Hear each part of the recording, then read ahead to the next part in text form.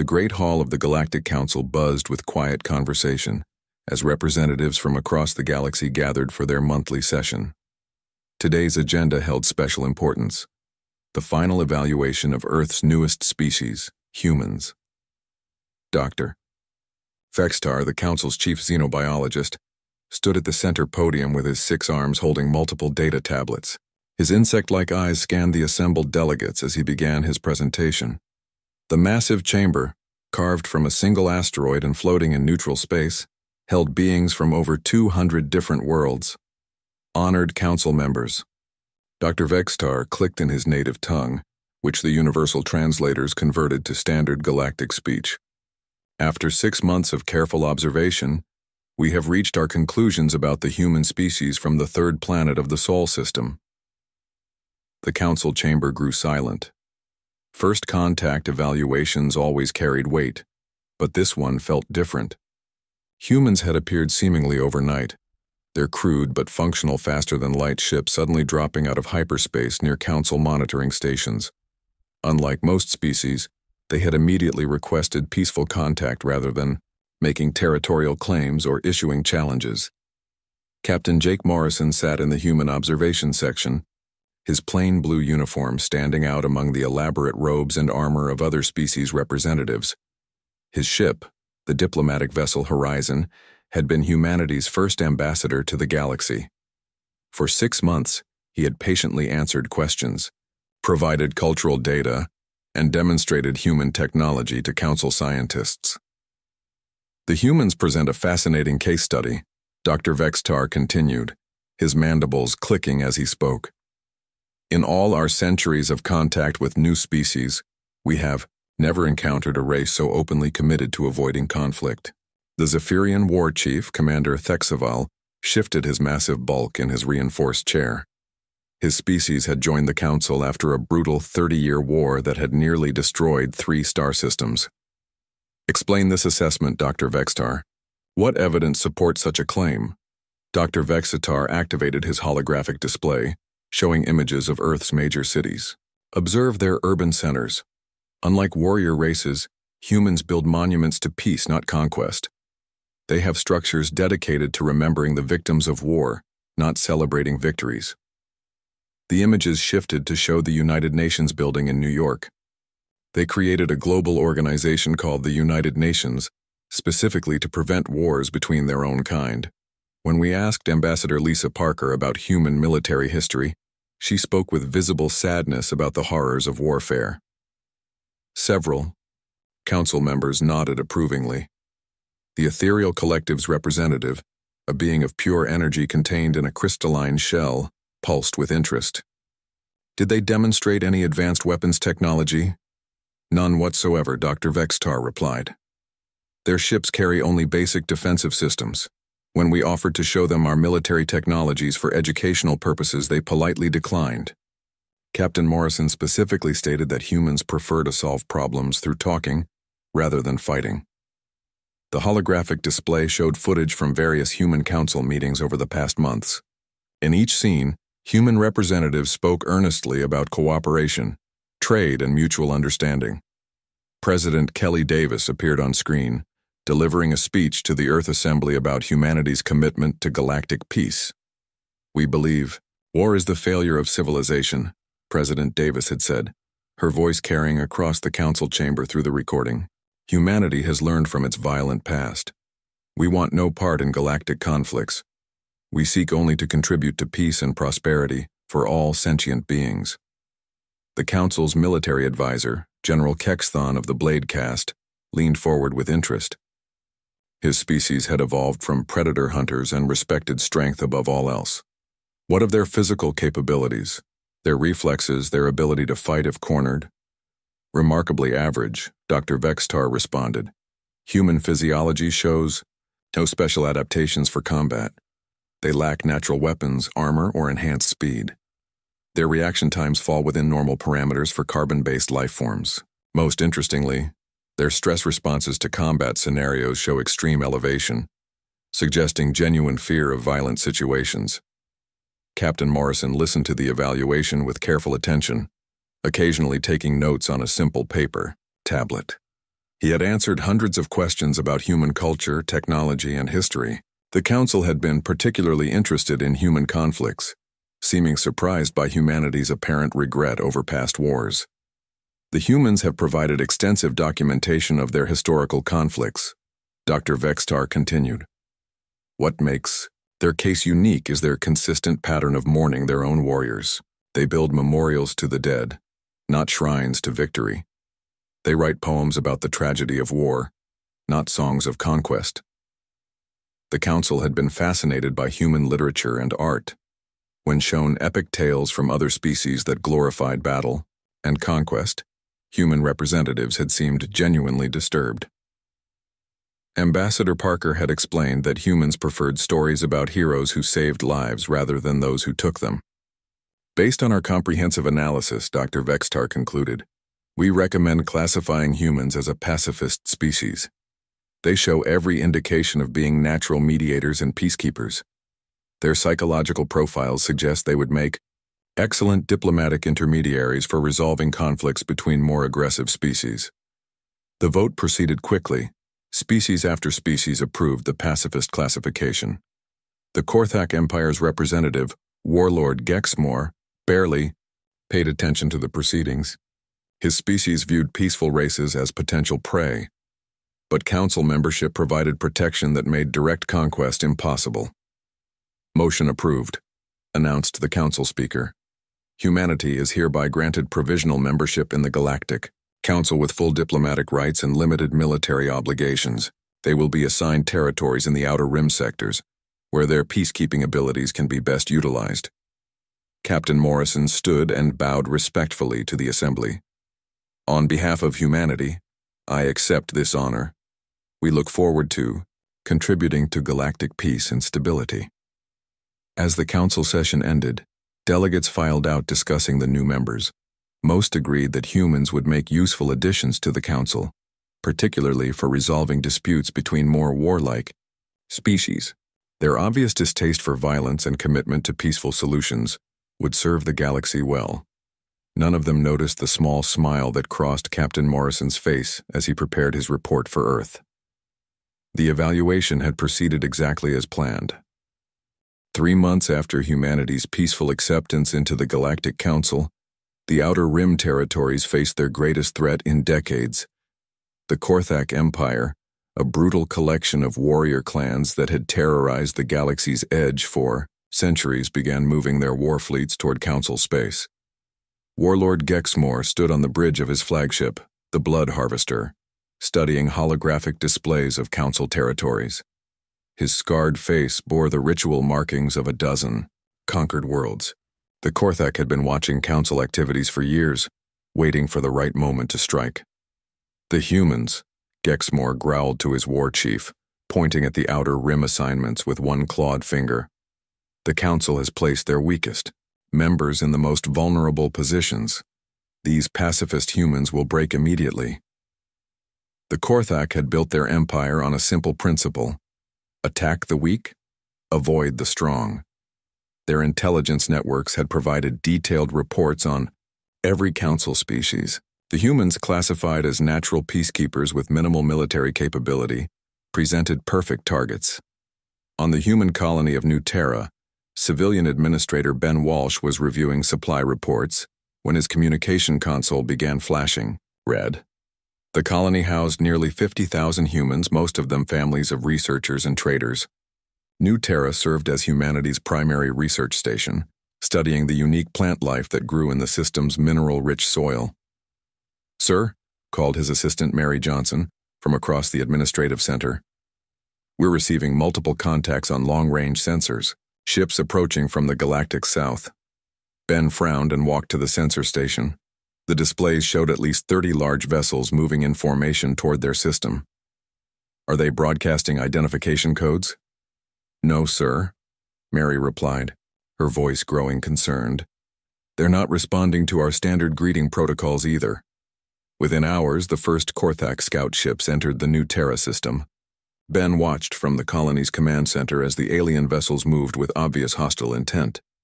Their ships were ugly things, covered in spikes and armor plating, clearly designed for war rather than exploration. All stations. This is Colony. Administrator Walsh. Ben announced over the colony-wide communication system. We have unidentified ships approaching. All civilians report to designated safety areas immediately. This is not a drill. The Korthak Fleet Commander, Sub-Warlord Krextal, opened a communication channel to the human colony. His image appeared on Ben's main screen, showing a creature that looked like a cross between a lizard and a bear, with rows of sharp teeth and cold yellow eyes. Humans of New Terra, Krextal snarled in broken galactic standard. You will surrender immediately. Resist and we will kill everyone. You have 1 hour. Ben felt his heart racing as he cut the transmission. The colony's defensive systems consisted of basic shields and a few automated turrets designed to deal with space debris, not warships. He immediately sent emergency messages to both Earth and the Galactic Council. Similar scenes played out across 2 other human colonies. On Freedom Station, a mining facility in the asteroid belt, Director Paul Carter watched Korthak ships surround his operation. The station's 3,000 workers huddled in emergency shelters as alien warriors prepared to board. At the agricultural world of New Haven, Governor Lisa Thompson tried to organize evacuations while Korthak landing craft descended toward her planet's surface. The colony's 30,000 residents had nowhere to run. Their farming equipment and terraforming tools were useless against armed invaders. The emergency council session convened within hours of the first attacks. Representatives from across the galaxy gathered in the Great Hall, their faces showing concern and anger at the Korthak's bold move.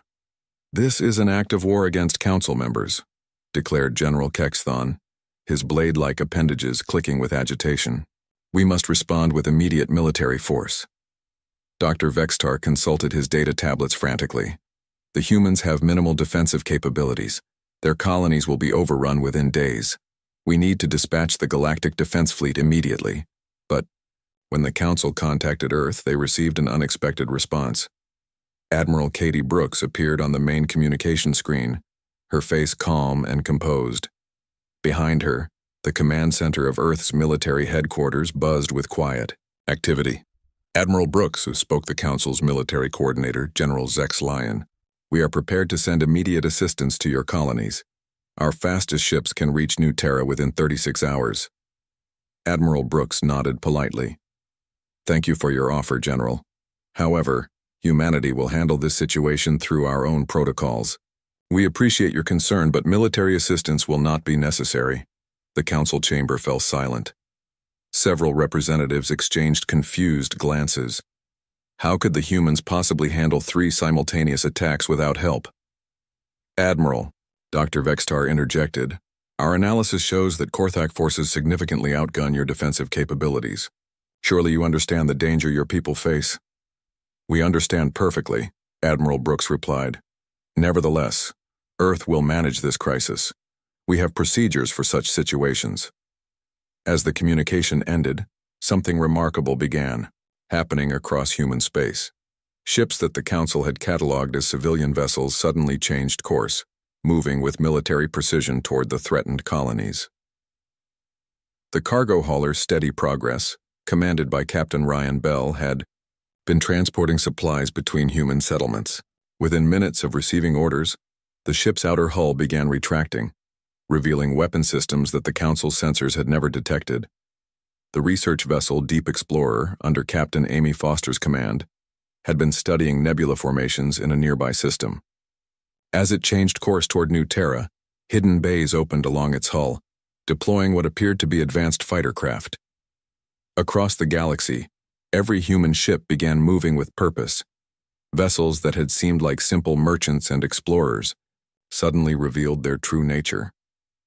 The Council's monitoring stations detected energy signatures they had never seen from human technology. On Earth, Admiral Brooks turned to her staff officers. Signal all units. Operation Sleeping Giant is now active. Show them what humans do when cornered. The Korthak had made a fatal error. They had attacked based on the Council's assessment of human nature. But the Council had only seen what humans wanted them to see. The Korthak war fleet arrived at New Terra expecting easy victory. Sub-Warlord Krextal watched from his command ship, as his forces prepared to crush the human colony. His warriors had conquered dozens of worlds using the same brutal tactics. Attack the weak, terrify the survivors, and claim the territory. Begin orbital bombardment, Krextal ordered his weapons officer. Target their power stations first. Once they lose electricity, they will surrender quickly. But as the Korthak ships moved into attack position, something unexpected appeared on their sensors.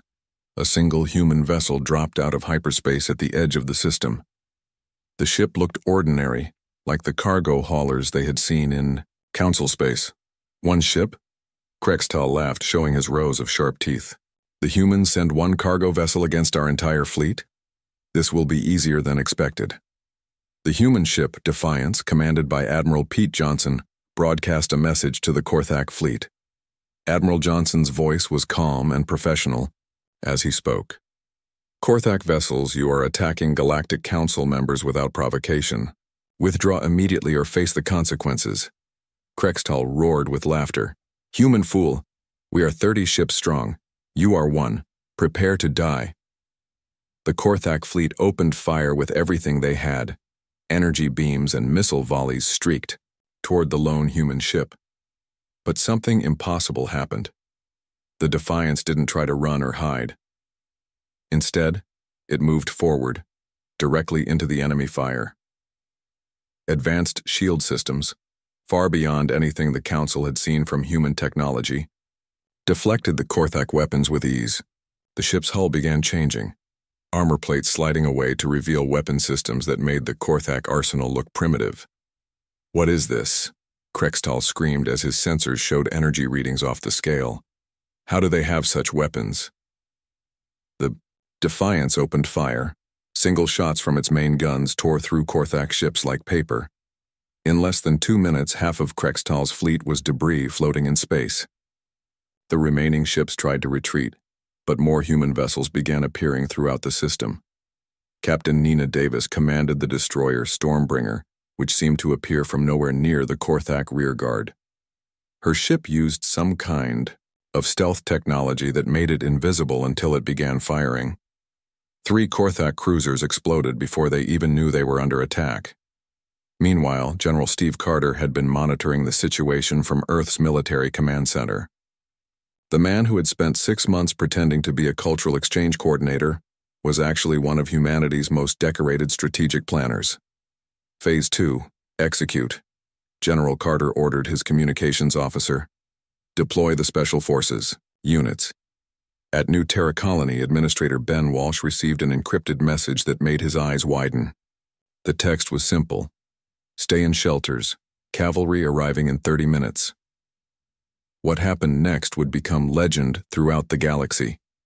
The cargo ship Steady Progress, commanded by Captain Ryan Bell, approached the Korthak landing force that was preparing to attack the colony. The aliens expected another easy target. Instead, the ship's cargo bay opened and deployed something the Korthak had never seen. Dozens of small, fast attack craft poured out like angry insects. Each craft was piloted by humans wearing advanced combat armor that made them look like mechanical warriors. Lieutenant Colonel Maria Santos led the first wave of these fighters. Her unit had trained for exactly this scenario for years. While the Council thought humans were peaceful researchers, Maria and thousands like her had been preparing for war. The human fighters moved through space with deadly precision. They used the asteroid field around New Terra as cover, appearing and disappearing like ghosts. The Korthak warriors found themselves fighting an enemy that seemed to know exactly how they would react. They're predicting our moves, one Korthak pilot screamed over the communication channel. How are they doing this? The answer was simple but terrifying. Humans had been studying Korthak tactics for months through Council intelligence reports. Every battle the Korthak had fought was analyzed, every strategy documented. When the attack came, humans already knew how their enemies would fight.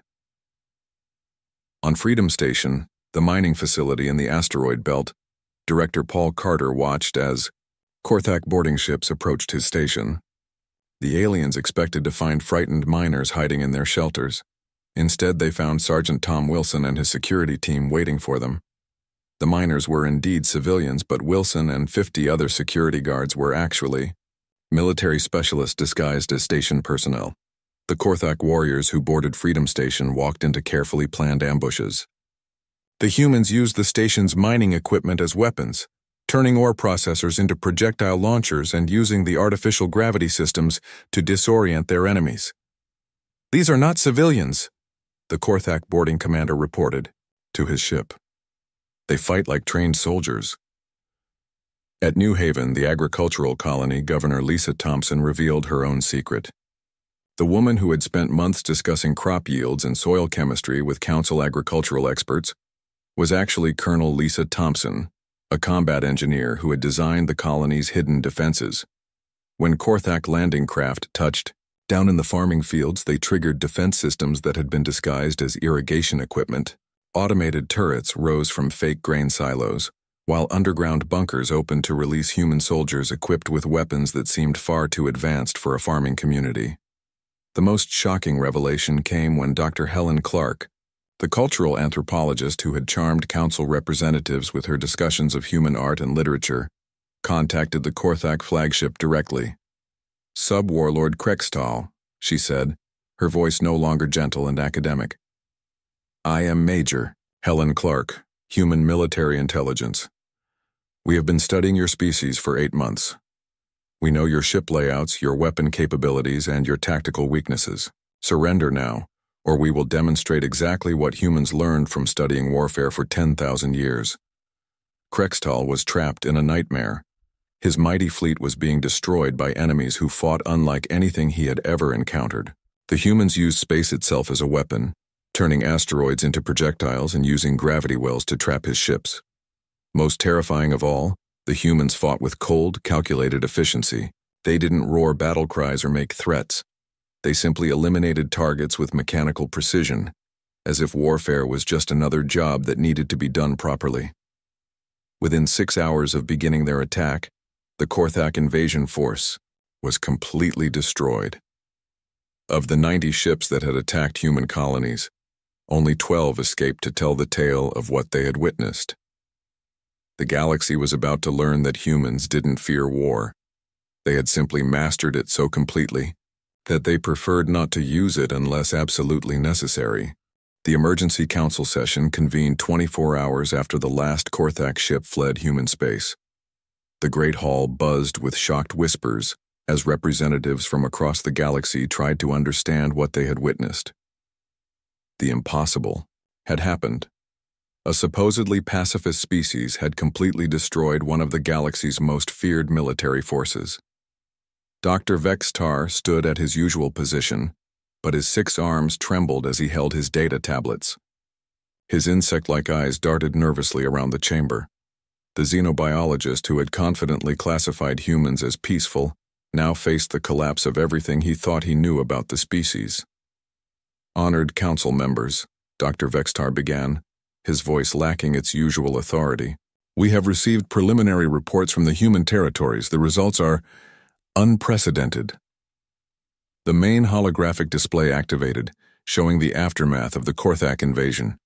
Debris fields floated where proud Korthak warships had once cruised. Human colonies remained intact and undamaged. Of 90 attacking vessels, only 12 had escaped. General Kexthon of the Blade Caste leaned forward in his chair, his predator instincts fully alert. "How is this possible? Our intelligence indicated the humans possessed minimal defensive capabilities." Before Dr. Vextar could respond, the chamber's main entrance opened. Captain Jake Morrison entered, but he was no longer alone. Behind him walked a group of humans the council had never seen before, all wearing matching military uniforms that spoke of professional competence and quiet authority. "Honored Council," Captain Morrison said, his voice carrying new confidence. "I would like to introduce my colleagues who have been observing council proceedings from Earth." The human delegation took their positions at the center of the chamber. Leading them was a woman with steel-gray hair and the bearing of someone accustomed to command. She wore the insignia of an admiral, though no one in the council had known. Humans possess such ranks. "I am Admiral Julie Harper, Commander of Human Defense Forces," she announced. "With me are General Alex Turner, our Strategic Planning Director, Colonel Sarah Wright, our intelligence chief, and Ambassador Tony Miller, who will be replacing Captain Morrison as our primary diplomatic representative. The council chamber fell silent. These humans looked nothing like the gentle peacekeepers they had been dealing with for months. Their eyes held the sharp focus of professional warriors, and they moved with the confidence of people who had recently proven their capabilities.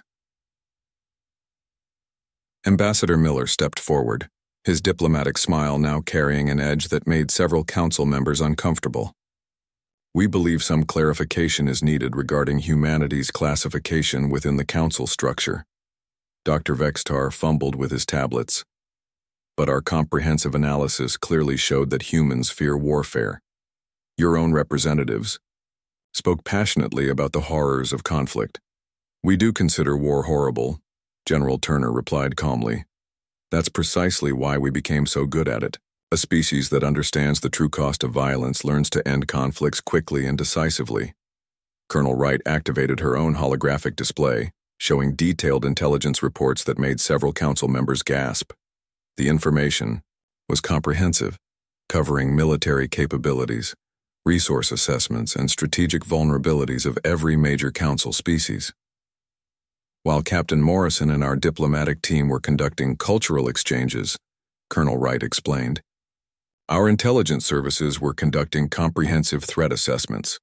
We've been studying every species in the council since our first contact. The Zephyrian representative, Commander Thexaval, shifted his massive bulk nervously. You were spying on us? We were being careful, Admiral Harper corrected. Humans learned long ago that hoping for the best while preparing for the worst is the key to survival. We wanted peace, but we weren't naive enough to assume everyone else did. Captain Dan Foster, whom the council had known as a supply coordinator, stepped forward with additional data displays. Every trade negotiation included resource mapping. Every cultural exchange involved tactical intelligence gathering. Every diplomatic meeting was an opportunity to assess potential threats and allies. The council began to understand the scope of their miscalculation. Dr. Helen Clark, the supposed cultural anthropologist, presented psychological profiles of major galactic powers that demonstrated deep understanding of alien military doctrine and decision-making processes.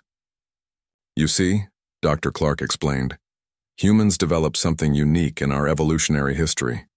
We became a species of warriors who think like philosophers and philosophers who understand warfare. We don't fight because we enjoy it. We fight because we're very, very good at it. The ethereal collective's representative pulsed with confusion. But your literature, your art, your cultural expressions all emphasized peace and cooperation. Ambassador Miller nodded. Because we understand what violence actually costs. A species that has fought wars for 10,000 years learns to appreciate peace. But we also learned that the best way to maintain peace is to be too dangerous to attack casually. Admiral Harper activated a final display showing current human military deployments. Ships that the Council had cataloged as research vessels and cargo haulers were revealed to be advanced warships. Colonies they thought were simple farming communities showed sophisticated defensive installations. The Korthak made a fundamental error, Admiral Harper explained. They assumed that because we choose peace we were incapable of war. They confused wisdom with weakness. General Turner addressed the Council directly.